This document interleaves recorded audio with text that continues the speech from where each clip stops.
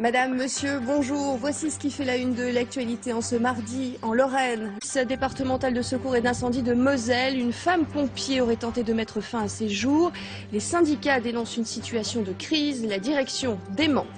Et puis des casses. Et l'on reparle de tensions au sein du SDIS de Moselle. Il y a 2 ans, 8 plaintes avaient été déposées par des femmes pompiers du département.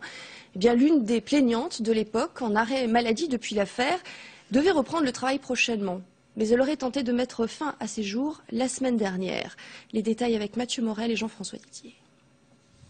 C'est vendredi que les pompiers de la Moselle sont donc appelés pour prendre en charge leurs collègues brûlés au 1er et 2e degré. Une femme de 58 ans, commandant, en arrêt maladie depuis juin 2010, depuis qu'elle a porté plainte pour harcèlement. Elle devait reprendre le travail prochainement et c'est ce qui pourrait expliquer son geste, d'autant que son dossier n'a toujours pas été jugé. Je ne l'ai pas entendu parce que quoi qu'elle fasse, il n'y a pas de réponse. Donc je pense que son geste, c'est vraiment aussi bien un appel au secours qu'en disant « mais je vous en prie, écoutez un peu ce que je dis, puis souvenez-vous, je ne suis pas seul dans ce cas-là, d'accord ?» Car elles sont 8 à avoir porté plainte il y a 2 ans, 8 femmes qui se disaient rabaissées, humiliées. Mais pour la direction des pompiers de la Moselle, tout s'est arrangé depuis, tous les cas ont été résolus.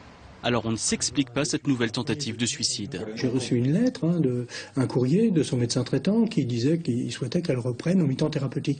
Et moi j'ai trouvé que c'était bien parce que ça voulait dire simplement qu'elle allait mieux et qu'elle allait revenir sur son lieu de travail. Lieu de travail où rien n'aurait en fait changé selon la CGT et de dénoncer la seule vraie mesure prise depuis, un numéro d'écoute d'aide psychologique qui n'en serait pas vraiment un.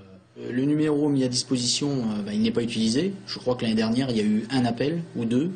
Et il est bien stipulé dans la plaquette qui accompagne le numéro de téléphone que les conflits avec la hiérarchie ne rentrent pas dans le cadre des risques psychosociaux.